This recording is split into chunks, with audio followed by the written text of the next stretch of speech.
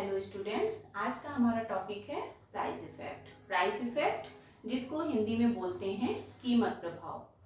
कीमत प्रभाव ये बताता है कि एक्स वस्तु की कीमतों में परिवर्तन होने से उपभोक्ता द्वारा एक्स वस्तु की मांगी जाने वाली मात्रा पर क्या प्रभाव पड़ता है। इसी को हम कीमत प्रभाव कहते हैं। यहाँ पे ये मान लिया जाता है कि जो अन्य वस्तुएं हैं या फिर क्योंकि हमने अपने इंडिफरेंस कर्व के अपने सभी वीडियोस में सभी लेक्चर में दो वस्तुएं x और y मानी हैं, तो हम यहाँ पे ये भी कह सकते हैं कि जब हम x वस्तु के बारे में प्राइस इफेक्ट की बात कर रहे हैं तो यहाँ पे हम ये मान लेते हैं कि y वस्तु की कीमतें स्थिर हैं, जो उपभोक्ता की रुचियां हैं, अधिमान हैं, वो भी दिए हुए हैं या फिर वो भी सेम हैं, और जो सबसे इम्पोर्टेंट बात है कि उपभोक्ता की आय भी स्थिर है। जब हम उपभोक्ता की आय, उसकी रुचियां, उसके अधिमान और y वस्तु की कीमत को स्थिर मान लेते हैं, तब x वस्तु की कीमत में परिवर्तन का x वस्तु की मांगी जाने वाली मात्रा पे क्या प्रभाव पड़ेगा, यही होता है कीमत प्रभाव। हमने जब बजट लाइन डिस्कस की थी तब हमने वहां पे आपको बताया था कि बजट लाइन का मतलब होता है कि उपभोक्ता की आय और वस्तुओं की कीमत दी हुई होने पर दो वस्तुओं के वो विभिन्न संयोग जो उपभोक्ता खरीद सकता है। वहां पे हमने ये मान लिया था कि आय भी स्थिर है और वस्तु की कीमतें भी स्थिर हैं। यहाँ पे प्राइस इफेक्ट में अब हम ये मान लेंगे कि उपभोक्ता की आय तो स्थिर है, लेकिन जो दो वस्तुएं हम ले रहे थे x और y, उसमें एक वस्तु यानी कि x वस्तु की कीमतों में परिवर्तन हो रहा है, और तब हम ये देखेंगे कि x वस्तु की मांगी जाने वाली मात्रा पर क्या प्रभाव पड़ेगा। तो सबसे पहले तो हमें अपनी बजट लाइन की शिफ्टिंग यहाँ पे देखनी है कि अगर y वस्तु की कीमत स्थिर है और x वस्तु की कीमत बढ़ रही है तो बजट लाइन कहाँ शिफ्ट होगी। मान लीजिए हम कह रहे हैं, हमारी पहली सिचुएशन हम ये मान लेते हैं कि जो x वस्तु है उसकी कीमतें घट रही हैं। तो जो हमारी फर्स्ट है, if x price is decreasing, अगर x की कीमतें घट रही हैं और हमने ये मान लिया बिल्कुल वैसे ही जैसे कि हम अभी तक ग्राफ खींचते आए हैं। हमने x पे दिखाया कमोडिटी x और यहाँ पे दिखाया कमोडिटी y। मान लिया कि ये BL हमारी प्रारंभिक बजट रेखा है। अब क्योंकि जो y वस्तु है उसकी कीमत तो स्थिर है, इसका मतलब है ये B पॉइंट तो स्थिर रहेगा, लेकिन अगर हम मान रहे हैं कि प्राइस इज डिक्रीजिंग यानी कि इसकी कीमतें घट रही हैं, तो जाहिर सी बात है जिस वस्तु की कीमत घट रही है उसकी मांगी जाने वाली मात्रा बढ़ जाएगी। ये जो L पॉइंट है ये दाईं ओर शिफ्ट हो जाएगा। अगर हम मान लेते हैं कि L वस्तु की मात्रा इतनी बढ़ जाएगी जिसको हमने L1 कर दिया, तो B से L1 को मिलाते हुए जो रेखा होगी ये होगी हमारी नई बजट लाइन। ठीक है, यानी कि ये BL से जो BL1 ये जो दाईं ओर शिफ्ट हुई है ये इसलिए शिफ्ट हुई है क्योंकि x वस्तु की कीमतें घट रही हैं। तो जिस वस्तु की कीमत घटेगी अब उपभोक्ता अपनी दी हुई आय से उस वस्तु की ज्यादा मात्रा खरीदने में सक्षम होगा, इसलिए जो BL रेखा है वो अपने दाईं ओर शिफ्ट होगी, ऊपर की ओर शिफ्ट होगी।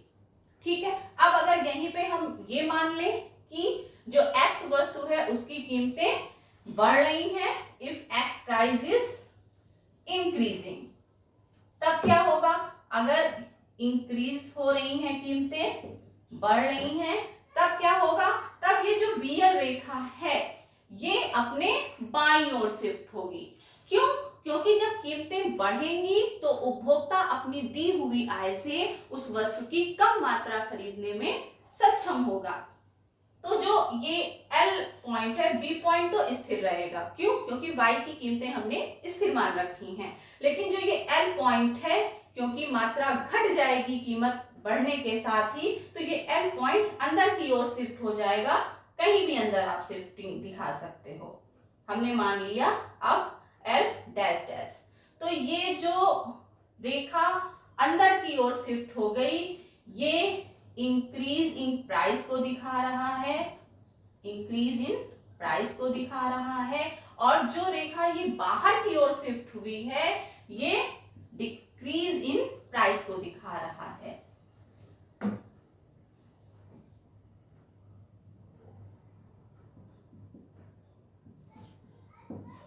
कीमत में कमी होने पर बजट रेखा बाहर की ओर शिफ्ट होगी, क्योंकि मांगी जाने वाली मात्रा बढ़ जाएगी।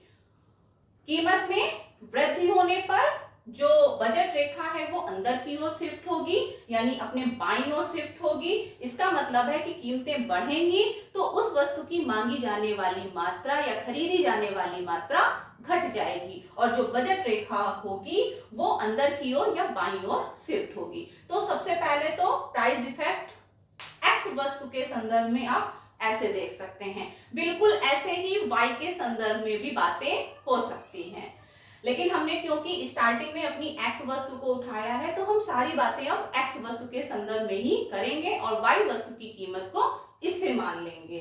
तो यहाँ पे 2 पॉइंट आपको क्लियर हो जाने चाहिए कि जब एक्स वस्तु की कीमत घटेगी तब जो बजट रेखा होगी वो अपने दाईं ओर शिफ्ट होगी, और जब कीमतें बढ़ेंगी तो बजट रेखा अपने बाईं ओर शिफ्ट हो जाएगी। अब जो उपभोक्ता का संतुलन है, जो उपभोक्ता का साम्य बिंदु होता है, वो किस प्रकार से परिवर्तित होता है, ये डिपेंड इस बात पे करता है कि जो एक्स वस्तु है वो किस प्रकार की वस्तु है।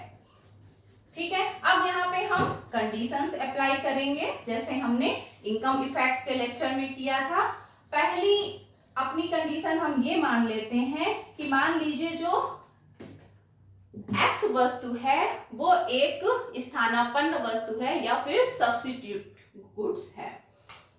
तो जो पहली कंडीशन है, ऐसे अगर आप प्राइस इफेक्ट को समझेंगे पैराग्राफ के रूप में तो ये थोड़ा सा समझना कठिन हो जाएगा। अच्छा ये होता है कि हम एक एक कंडीशन समझते हैं और उसका डायग्राम आपको बताते हैं। पहली हमने कंडीशन माना कि if x commodity is substitutes of y commodity, या फिर आप केवल लिख सकते हैं यदि x वस्तु एक स्थानापन्न वस्तु है, if x commodity is a substitute good, आप यही लिख लीजिए, इज ए सब्स्टिट्यूट गुड। आप y को यहाँ पे फिर इंक्लूड मती करिए, ठीक है, आप लिखिए if x commodity is a substitute good, और आप केवल कमोडिटी भी यहां से हटा सकते हैं, if x is A substitute good. Click. अब हम आपको डायग्राम बताते हैं। अगर x एक स्थानापन्न वस्तु है, हाँ सबसे पहले समझना ये जरूरी है कि स्थानापन्न या सब्स्टिट्यूट गुड्स होते क्या हैं। सब्स्टिट्यूट गुड्स का मतलब होता है एक वस्तु के स्थान पे दूसरी वस्तु का प्रयोग अगर किया जा सके, जैसे कि चाय के स्थान पे कॉफी का प्रयोग किया जा सकता है, या फिर चाय में भी बहुत सारी कंपनी होती हैं जिनकी चाय होती है, टाटा की होती है, ताजमहल की होती है और बहुत सारी होती हैं। ठीक है, तो एक के स्थान पे दूसरी का प्रयोग किया जा सकता है, ये है सब्स्टिट्यूट गुड्स। ठीक है, तो चाय और कॉफी एक दूसरे की सब्स्टिट्यूट गुड्स हैं, हमने मान लिया। बिल्कुल वैसे ही कमोडिटी एक्स, कमोडिटी वाई। अब हम 3 बजट लाइन खींच करके और अपना डायग्राम ड्रा करेंगे। मान लीजिए कि जो मूलभूत बजट रेखा है वो मान लीजिए है BL, ठीक, कीमतें घटी, बजट रेखा बाहर की ओर शिफ्ट होके हो गई BL1 या BL डैश जो भी आप माने, कीमतें और घटती हैं, बजट रेखा और आगे शिफ्ट हो जाती है और ये हो जाता है L2। ठीक है, अब यहां पर जैसे जैसे x वस्तु सस्ती हो रही है, इसकी मांगी जाने वाली मात्रा बढ़नी चाहिए। जब हमने आपको आई इफेक्ट बताया था तो वहां पे हमने आपको आईसीसी कर्व बताया था, और यहाँ पे अब होगा पीसीसी यानी कि price consumption curve. Price consumption curve का जो शेप होता है वो बताता है कि x किस प्रकार की वस्तु है। अब क्योंकि हमने ये एज्यूम कर रखा है कि x एक सब्स्टिट्यूट गुड्स है, इसका मतलब ये हुआ कि अगर x वस्तु सस्ती हो रही है तो इसकी मांगी जाने वाली मात्रा बढ़नी चाहिए और y की मांगी जाने वाली मात्रा घटनी चाहिए। तो जो यहाँ पे पीसीसी कर्व होगा, अभी हम आगे आपको पीसीसी कर्व और डिटेल से भी बताते हैं, उसका शेप x के लिए पॉजिटिव होगा और उसका शेप समथिंग ऐसे होगा। अगर आपने हमारा लास्ट वीडियो देखा होगा तो आपको समझ में आ गया होगा कि हमने पहले पीसीसी क्यों ड्रॉ किया है, क्योंकि अगर हम पहले पीसीसी ड्रॉ नहीं करेंगे तो जो इंडिफरेंस मैप आएगा अभी उसको हमें वही टच कराना है जहां जहां से ये पीसीसी गया हुआ है। ठीक है, ये हमारा है पीसीसी वक्र। अब इसने इस बजट रेखा को यहां स्पर्श किया, इसको यहां किया और इसको यहां किया। ठीक है, अब इनसे होते हुए हम अपने आईसी वक्र ड्रॉ करेंगे। ये है IC1, IC2 and IC3।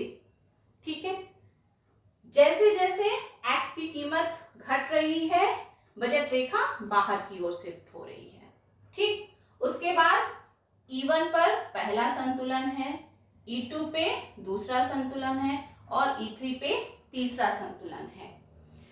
x वस्तु की कीमत घटने के कारण या x वस्तु की कीमत में परिवर्तन होने के कारण उपभोक्ता के विभिन्न साम्य बिंदुओं को मिलाने वाली रेखा होती है कीमत उपभोग वक्र, पीसीसी, जिसका फुल फॉर्म होता है प्राइस कंजम्पशन कर्व, हिंदी में बोलते हैं कीमत उपभोग वक्र।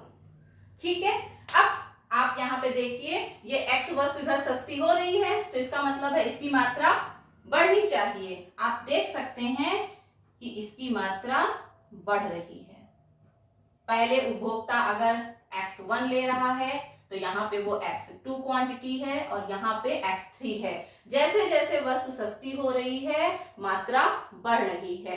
क्योंकि y वस्तु x वस्तु की सब्स्टिट्यूट गुड्स है, इसलिए अगर x वस्तु सस्ती हो रही है तो y वस्तु x वस्तु के रिलेटिवली महंगी हो रही है। भले ही y वस्तु की अपनी कीमतें स्थिर हैं, लेकिन अगर x वस्तु सस्ती हो रही है तो हम ये कह सकते हैं कि y वस्तु x वस्तु की तुलना में महंगी हो रही है। अब अगर सस्ती वस्तु की मात्रा बढ़ रही है तो y वस्तु जो एक महंगी वस्तु है उसकी मात्रा घटनी चाहिए। अब आप देखिए विभिन्न संतुलन बिंदुओं पे y वस्तु की मात्रा क्रमशः घट भी रही है। E1 पर उपभोक्ता Y1 X1 कमोडिटी ले रहा है। जैसे ही वस्तु सस्ती हुई, X सस्ती हुई, E2 पर X की मात्रा बढ़ के OX2 हो जाती है, लेकिन Y की मात्रा घट के OY2 रह जाती है। यानी कि ये इधर की ओर बढ़ रहा है क्योंकि वस्तु सस्ती हो रही है, लेकिन इसकी मात्रा इसलिए घट रही है क्योंकि वस्तु महंगी हो रही है। ऐसा इसलिए है क्योंकि हमने अपनी कंडीशन मान रखी है कि x एक स्थानापन्न वस्तु है। तो पहली कंडीशन हमने एज्यूम की थी कि x वस्तु एक स्थानापन्न वस्तु है। तो जैसे जैसे x की कीमत घटेगी x की मात्रा बढ़ेगी और y की मात्रा घटेगी। ठीक है, और विभिन्न संतुलन बिंदुओं को मिलाने वाली जो रेखा होती है वो होती है हमारी पीसीसी। क्लियर? अब हम अपनी दूसरी सिचुएशन मान लेते हैं। दूसरी सिचुएशन हम मान लेते हैं कि जो x वस्तु है वो एक स्वतंत्र वस्तु है। स्वतंत्र वस्तु का मतलब होता है कि जिसका किसी वस्तु से कोई संबंध नहीं है, जिसको हम कहते हैं असंबंधित वस्तुएं। जिसका स्वतंत्र रूप से उपभोग होता है। ठीक है, अगर हम यहाँ पे अपनी सेकंड पोजीशन, अपनी सेकंड कंडीशन मान लेते हैं कि if x commodity is a free good, स्वतंत्र वस्तु है, या फिर फ्री गुड की जगह पे हम एक वर्ड और भी ला सकते हैं, असंबंधित वस्तु है, यानी कि इसका वाई वस्तु से किसी प्रकार का कोई संबंध नहीं है, तब क्या होगा? तब ये होगा, कीमत प्रभाव कुछ इस प्रकार का होगा, कमोडिटी एक्स कमोडिटी वाई। ये तो आप बिल्कुल याद कर लीजिए, पूरे इंडिफरेंस कर्व चैप्टर में एक्स पे हमें कमोडिटी एक्स दिखाना है और वाई पे हमें कमोडिटी वाई दिखाना है। बिल्कुल वैसे ही हमने फिर से अपने बजट रेखा खींच लिए BL, और जैसे जैसे कीमतें इसकी एक्स की घटेंगी, बजट रेखा आगे की ओर चली गई। ठीक है, यहाँ पे जो PCC का शेप होगा वो एक हॉरिजेंटल शेप होगा, समथिंग एज, ये PCC है। देखिए अब इसने, इस PCC ने इसको यहाँ पे स्पर्श किया, इसको यहाँ किया, इसको यहाँ पे किया। आप 3 ICC स्पर्श करते हुए खींचेंगे, IC1, IC2 and IC3, E1, E2 and E3। देखिए, क्योंकि हम ये मान रहे हैं कि जो X है वो एक स्वतंत्र वस्तु है, एक असंबंधित वस्तु है, जिसका Y से किसी प्रकार से कोई संबंध नहीं है, तो X वस्तु की कीमत घटी तो इसकी जो मांगी जाने वाली मात्रा है वो तो बढ़ रही है, लेकिन आप तीनों बिंदुओं पे देख सकते हैं कि जो Y वस्तु की मात्रा है वो OY1 पे स्थिर है। तो अगर एक वस्तु की कीमत घटने पर, एक वस्तु की कीमतों में कमी होने पर दूसरी वस्तु की मांग में किसी प्रकार का कोई प्रभाव नहीं पड़ा, तो इसका मतलब है कि X वस्तु Y वस्तु से असंबंधित है, Y वस्तु से पूरी तरीके से फ्री है, क्योंकि जिसकी कीमत घटी मांग के नियम के कारण उसकी मांग तो बढ़ी, क्योंकि कीमत घटेगी तो मांग बढ़ेगी, लेकिन जो दूसरी वस्तु Y वस्तु है उसकी मांग पे क्योंकि किसी प्रकार का कोई प्रभाव नहीं पड़ा, इसलिए जो X वस्तु है वो Y से असंबंधित है या Y से फ्री है। ठीक है, अब ये दूसरी कंडीशन थी हमारी। तीसरी हम मान लेते हैं कि जो X वस्तु है वो एक पूरक वस्तु है। पूरक वस्तु का मतलब होता है जब दो वस्तुओं का साथ साथ प्रयोग किया जाता है, जैसे कि ब्रेड एंड बटर, कॉपी और पेन, ये वो वस्तुएं होती हैं जिनका हम साथ साथ कंजम्पशन करते हैं। ठीक है, चॉक और डस्टर, आप ये भी कह सकते हो मार्कर एंड डस्टर। ठीक है, तो एक वस्तु की कीमत घटने या बढ़ने पे दूसरी वस्तु की कीमत मांग पे क्या प्रभाव पड़ेगा, इसका यहाँ पे हम एक्सप्लेन करेंगे इसको। तो तीसरी हमारी कंडीशन है, if X is a complement good, यानी कि यदि X एक पूरक वस्तु है तो कॉम्प्लीमेंट गुड पूरक वस्तु है। वैसे ही हम इसका डायग्राम भी ड्रॉ कर लेते हैं, कमोडिटी X कमोडिटी Y। ठीक, बिल्कुल वैसे ही हम अपनी बजट लाइन ड्रॉ कर लेते हैं। ठीक है, B ये L1 या फिर केवल L1 एंड L2। अब जो PCC होगा वो लेफ्ट टू राइट ऊपर की ओर उठता हुआ होगा। क्यों? क्योंकि भले ही केवल X वस्तु की कीमतों में कमी हो और उसकी मांगी जाने वाली मात्रा बढ़े, लेकिन क्योंकि x के साथ y वस्तु का प्रयोग भी साथ में होगा और अगर एक की मात्रा बढ़ेगी तो दूसरे की मात्रा भी बढ़ेगी, भले ही उसकी कीमतें स्थिर हैं, लेकिन क्योंकि दोनों पूरक वस्तुएं हैं, दोनों का एक साथ प्रयोग संभव है, तो भले ही केवल यहाँ पे x वस्तु की कीमतें घट रही हैं तो मांगी जाने वाली मात्रा x की बढ़ेगी, लेकिन क्योंकि जो x और y है वो दोनों एक दूसरे की पूरक वस्तुएं हैं, तो जो y वस्तु है उसकी मात्रा भी बढ़ेगी, भले ही यहाँ पे उसकी कीमतें स्थिर हो। या फिर आप इसको ऐसे भी समझ सकते हैं, क्योंकि x की कीमत घट रही है, इसका मतलब ये भी है कि x के सापेक्षतया y की कीमत बढ़ रही है, तो x की कीमत घटने के कारण उसकी मांग मात्रा तो बढ़ेगी ही,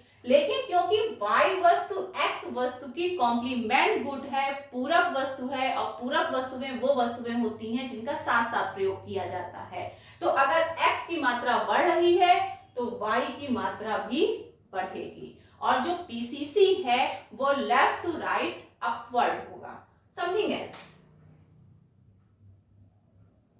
ये PCC का शेप होगा।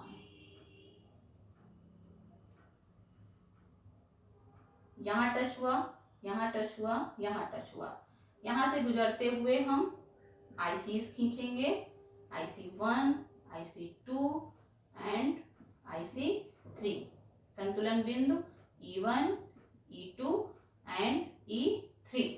अब आप देखिए x की कीमत तो घट रही है, तो इसकी तो मांगी जाने वाली मात्रा बढ़ेगी ही, because of law of demand, लेकिन क्योंकि x पूरक वस्तु है तो जो y की क्वांटिटी है देखिए वो भी बढ़ रही है,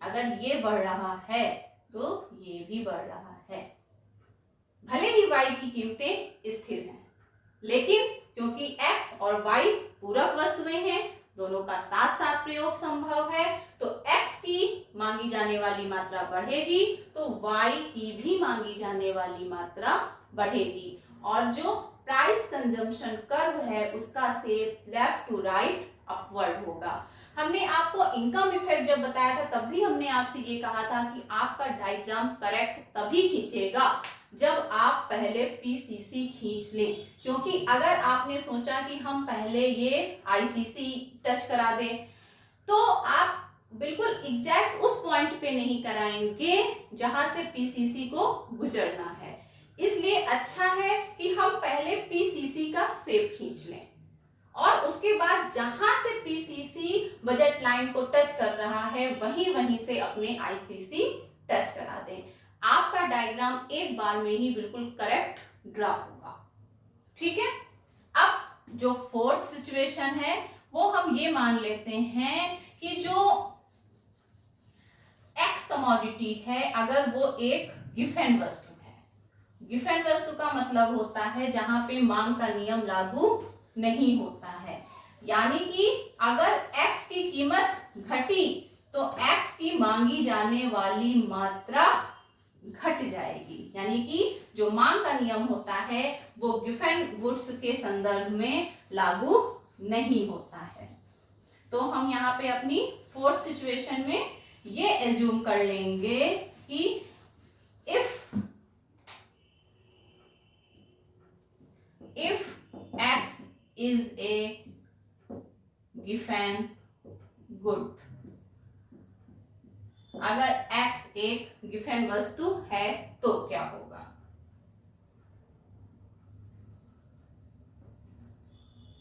XH YH commodity X commodity Y, बिल्कुल सेम यूजुअल हम वैसे ही अपने बजट लाइन ड्रा कर लेंगे।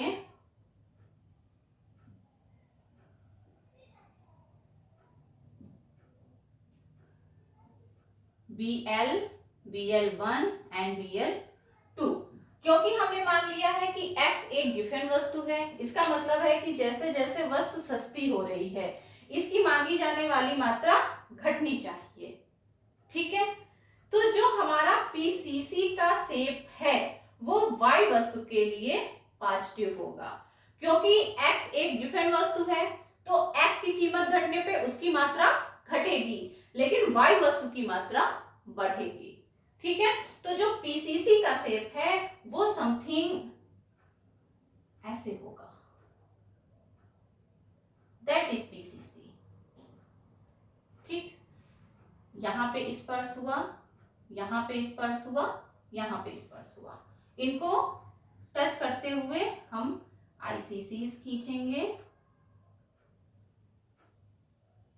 IC1, IC2, IC3, ये हमारा E1, E2, E3। अब आप देखिए कि x की कीमत घट रही है, लेकिन जो x की क्वांटिटी है ये देखिए वो भी घट रही है, जबकि एक सामान्यतया ये होना चाहिए था कि x की कीमत घटेगी तो मात्रा बढ़नी चाहिए थी, लेकिन क्योंकि x एक गिवन वस्तु है और यहाँ पे मांग का नियम काम नहीं करता है, यानी कि अगर कीमत घटेगी तो मात्रा घटेगी, कीमत बढ़ेगी तो मात्रा बढ़ेगी। अब क्योंकि कीमत घट रही है तो मात्रा भी घट रही है, क्लियर। और क्योंकि x एक गिवन वस्तु है इसलिए इसकी मात्रा तो घट रही है, लेकिन जो y की मात्रा है वो देखिए बढ़ रही है, y1 से y2, y3। तो x की मात्रा तो घट जाएगी, लेकिन जो y की मात्रा है वो बढ़ जाएगी। अगर हम कंडीशन मान लेते हैं कि x एक गिवन वस्तु है तो इसके बाद अब हमारी लास्ट सिचुएशन है जिसमें हम ये मान लेते हैं कि जो x वस्तु है वो एक इंफीरियर गुड्स है, यानी कि घटिया वस्तु है।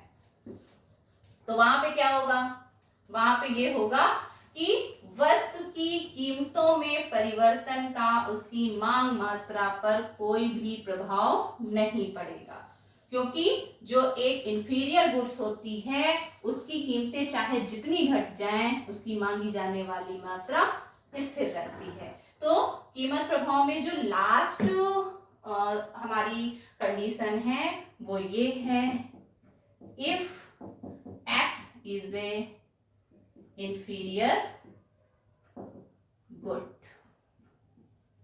ठीक, यहां पे बिल्कुल वैसे ही XH, YH, commodity X, commodity Y, ये हमारी हो गई BL बजट रेखा। X की कीमत मान लीजिए घट गई है तो मांगी जाने वाली मात्रा बढ़ेगी और बजट रेखा आगे शिफ्ट होगी। आप चाहें तो यहाँ पर भी 3 ही अपनी बजट रेखाएं वैसे ही कंटिन्यू करिए। ठीक है, यहाँ पे जो पीसीसी होगा वो एक वर्टिकल लाइन होगी, क्योंकि जब हमें ये दिखाना है कि x की मात्रा पे कोई प्रभाव नहीं पड़ेगा। क्यों? क्योंकि x एक इंफीरियर गुड्स है, घटिया वस्तु है। तो जो पीसीसी होगा वो समथिंग बिल्कुल वर्टिकल लाइन, आप स्केल रख के इसको खींच दीजिए, ये ऐसा जाएगा पीसीसी। यहां पे स्पर्श किया, यहां पे स्पर्श किया, यहां पे स्पर्श किया, यहां से टच होते हुए आपने आईसीसी खींच दिए अपने। ठीक है, इसको टच होना है, आपको टच होते हुए आप खींचें। IC1, IC2, IC3, E1 संतुलन बिंदु, E2 संतुलन बिंदु, E3 संतुलन बिंदु।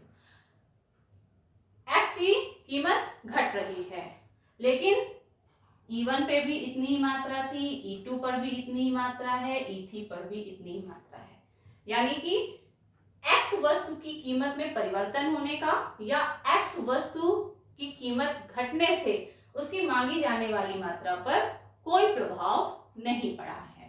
तो ये तब हो सकता है जब जो x वस्तु है वो एक इंफीरियर गुड्स हो।